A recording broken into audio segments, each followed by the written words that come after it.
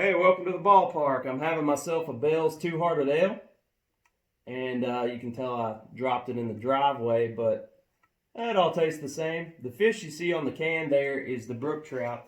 The brook trout is a native inhabitant to the cold, clear waters of Appalachia, and that's the region we're going to be focusing on tonight. The Appalachian League is a short-season rookie league, and they're facing a pretty uncertain future as far as their relationship with Major League Baseball goes. I'm going to tell you why these historic parks should stay and why we should put in an extra effort to facilitate this league, even though it may not draw the most money or, produce the most national attention. Got to start somewhere. Enjoy.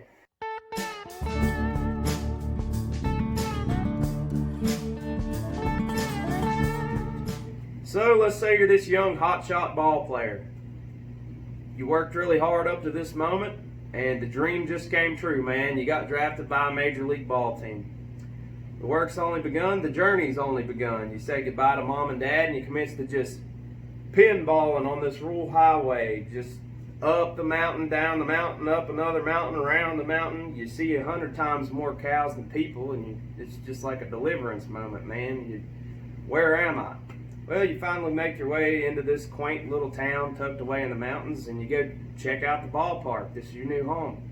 It's remarkably average, probably a little bit worse than the one you played high school ball at, but hey, it's cool. Like the new home. You go across from the ballpark, there's this old country store, an old red bench sitting out there. Old men just shooting the bull, man. Their names are Ramrod, Radar, Fuzzbutt, and Pooter. And you're like, all right, you go check out the next town. Same country store, same bench. This one's blue. Those guys' names are Bump Stock, Lidar, Fuzz Nuts, and Scooter. Now, this bench only accommodates 3. Scooter just kind of backs up against the wall there, but hey, same difference. You move into your new place. It's all right. You got a wood stove for the first time in your life. You're kind of looking forward to that. It works out because you can get your firewood from your roommate, Jonesy. He works for a tree cutting business. It's a good thing you got the help. Rent, luckily, it's just $400, and your neighbor, old Miss Wanda, she supplements you in canned foods out of the garden whenever she can, and in response to you mowing her yard for her. Her husband's gone, and her kids moved off, chasing jobs.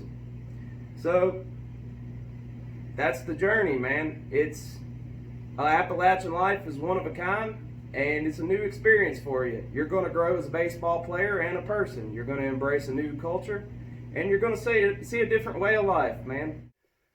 So I know what you're thinking. You're like, Jake, man, I don't care about the Appalachian League, and after that dumbass monologue of yours, I might care about it just a little bit less than I did before. So, prove it to me. Have any significant baseball players ever played in the Appalachian League?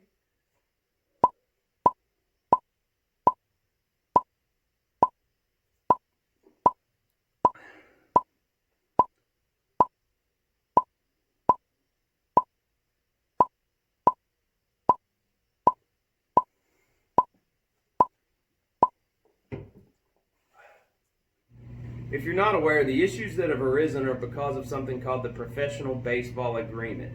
It's a long-standing contract between Major League Baseball, who pays the affiliated players, Minor League Baseball, who handles the day-to-day operations of the leagues and teams, and then private owners who actually run the facilities that the teams play at. Major League Baseball has, for lack of a better term, put their foot down and made the statement, hey, we won't sign unless we have more control over everything. We're not just going to blindly sign checks to players anymore.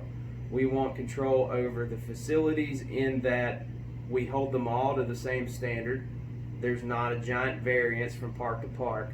And they also want to control a little bit of fuel economy. They don't want these road trips from coast to coast anymore. They want to make these little cuts everywhere, these little intricate cuts, and save some money so that hopefully they can pay AA and AAA players more. And if you're not familiar with pay in minor league baseball, it's pretty bad. It's like a low-end grad school stipend. It's rough. Most minor league baseball players end up with a second job for good reason, and they don't get paid in the off season. This agreement is set to be signed on September 30th, 2020. We got about 35-ish days. So, as with everything else in 2020, COVID-19 has really thrown a wrench in this process. All of these meetings are currently taking place via the Zoom call. So, picture this. Rob Manfred, business up top, got a little shirt and tie going on. But, oh yeah, Rob, show a little bit of inner thigh, Rob. And don't take away Appalachian League baseball. This is the current geographic alignment of the Appalachian League teams. In my opinion, they're super close together. The fuel economy argument is already out. They're all neatly tucked within the I-81 and I-77 corridors. In the provision for Major League Baseball, the only one of these teams who would stay would be the Pulaski Yankees. Everyone else would get the axe, and it sucks. But Pulaski would jump up to a regular single-A team. And they're an odd case because in the New River Valley where they are, the population essentially doubles when school is in session with Virginia Tech and Radford University. So if they weren't in that traditional summer time frame, in theory, there's more fans at the games. A couple more maps for you. In these, I'm going to illustrate just how devoid of baseball the region's going to be without the Appalachian League. This illustrates a road trip from the Tennessee Smokies Park near Pigeon Forge, Tennessee, up I-81 to the next nearest baseball park on that trip, which is Salem, Virginia. What a road trip, and shocker, they're running radar and wiffle. And just for the sake of argument, let's say you're planning your baseball road trip up I-77.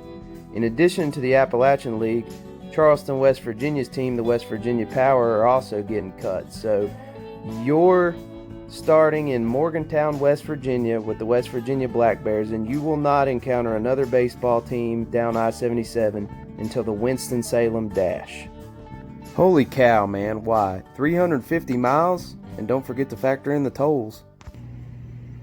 Moving on to the facilities argument, the short answer is, yeah, I agree. Some of these ballparks are old and some of them could use some pretty major upgrades and renovations, but look at them as part ballpark, part museum. This is the oldest farm system in the country. There's so many memories here. This built the game that we have today. And a lot of the teams that played in this league over the years were so ahead of the curve with what they did.